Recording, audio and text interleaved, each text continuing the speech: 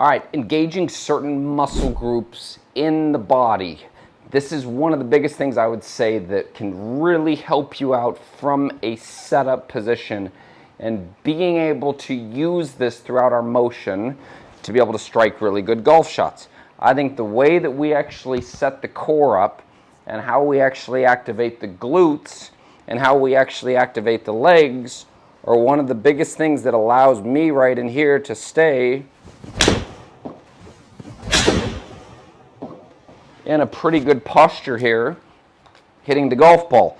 One of the things that I really used to struggle with quite immensely was early extension, and I'll tell you, a lot of this came from the ways that I actually set up that caused me to hit these balls that would start right. I constantly caught them thin, they overdrew, and I would hit a lot of shots thin because of the way that I would set myself up right here.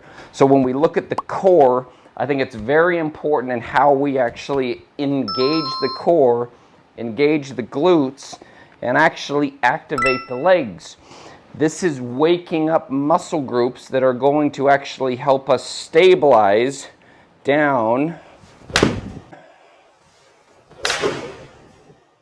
through impact like this, that are going to help us hit the golf ball a heck of a lot more solid. I know it's helped me. I'm going to run through some of the things that I think will help you and what my keys are. So let's get into it.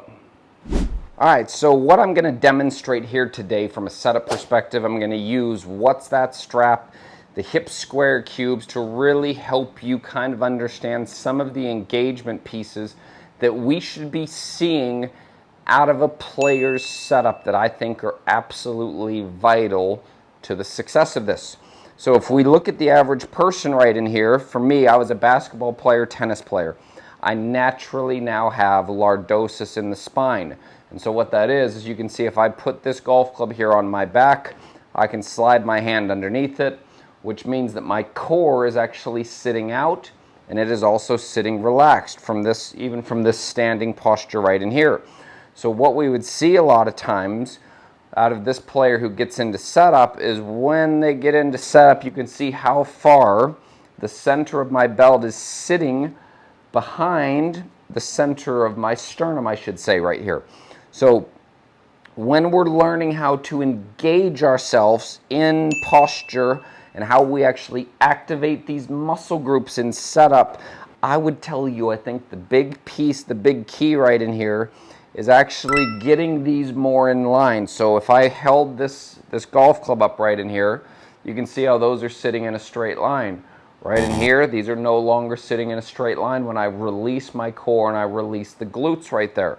So I'm going to bring that forward to where I'm engaging my core, engaging my glutes. So now when I get down to the golf ball, what you will notice here is I can't slide my hand underneath my lower spine right there.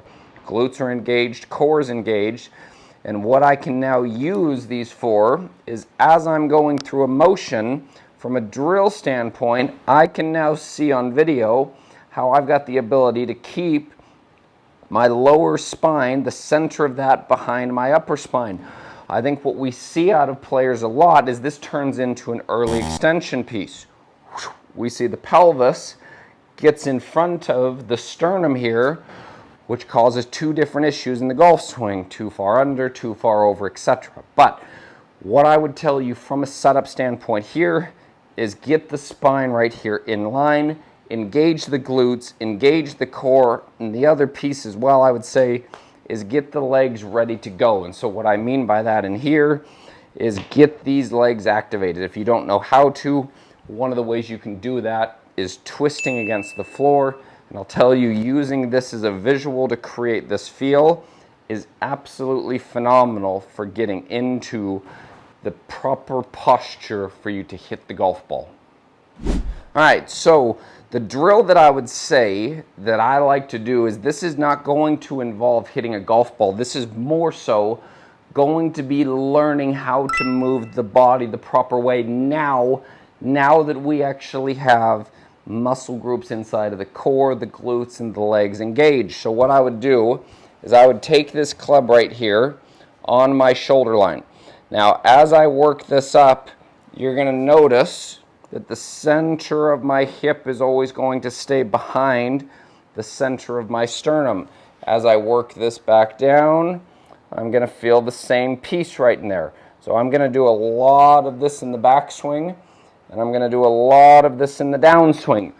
Now, this isn't just straight rotation. I hope you understand that. I think what we need to see out of this is we need to learn how to move both our pressure horizontally, vertically, and rotationally. I like using this right here as a relationship for either mirror work when I'm videoing myself so that I can actually see where the center of my pelvis is in relation to where we could call this almost the center of our mass here. So from this area right in here, what you would see is I'm going to engage the core, I'm going to engage the glutes, and I'm going to engage the legs. So as I work this back, you're going to see now I'm going to have pressure moving forward, but I'm not going to let the center of my hips come in front of the center of my torso or the center of my sternum right here. Where we would eventually see this start to line up would be through impact. So now, once I get to post-impact, you can see my pelvis is now in front right here. So I'm not asking you to keep this behind forever. I would work this in the backswing like we're doing right in here. I'll do it this way one more time. So core and glutes are engaged. Backswing, pressure forward, this stays back. I'm going to hold this for about 5 seconds to create that feel. This is what it would be like with a golf ball. And then from there, I could even chip a few shots, creating that feel and gradually starting to speed it up. So setup right here is going to be one of our areas that are incredibly vital for providing stability throughout our motion, especially coming down into impact. So that's why we want to set up the way that we set up. There's a drill that you can use. Let's get into common faults. Our two most common faults that I would say that I see out of setup here. Number one is what we've been explaining inside of this video here is core, rib cage out, okay? And we would say that the pelvis is sitting back, which is creating too much lordosis in the spine when we start to get down, as we start to lower ourselves down to the golf ball. I would say this right here is probably the most common flaw that I see in setup, and it does two things. Number one, I'd say I see a lot of over rotation this direction, shoulders get level, and because of this as well, we typically, I would say typically, not always, but we see a form of early extension. That would be number one. Now, number two flaw that I would say that I see out of a lot of players from a setup position is I do teach engaging the core, and I do teach bending minutely from the mid-spine. Where I think a lot of us get in trouble with this is we just take bending from the mid-spine, which is this, engaging the core and engaging the glutes, and where we misinterpret this is over-rounding the shoulders. So over-rounding the shoulders, a lot of times, while it does add length to the arms right here, majority of us stay in this rounded shoulder position. And what we start to see out of it is we just see a form of rotation coming from the center of the spine, and we see lift. That would be probably one of the more common things that I would say I see on a daily basis. So if you're that person, make sure, if we look at shoulder positions, we have forward, neutral, and back. Keep those shoulders more neutral as we engage the core, engage the glutes, and getting down to the golf ball more in the manner that we've talked about in this video right here. So those are the common flaws that I would say that I see from a setup perspective. If that is you, this video, I hope it really helps out and brings some awareness to the muscle groups that we need to be engaged in so that we can have more stability throughout our motion.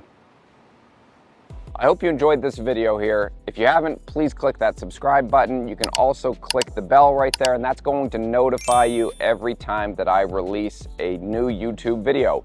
Also, if you haven't, check out that last video that I did. It's right here, pinned to the screen. Thank you so much for your support. I really do appreciate you watching. If you have any questions, any comments, please leave those below, and I will make sure I get back to each and every one of you. So, thank you again. Appreciate your support. We'll see you next time.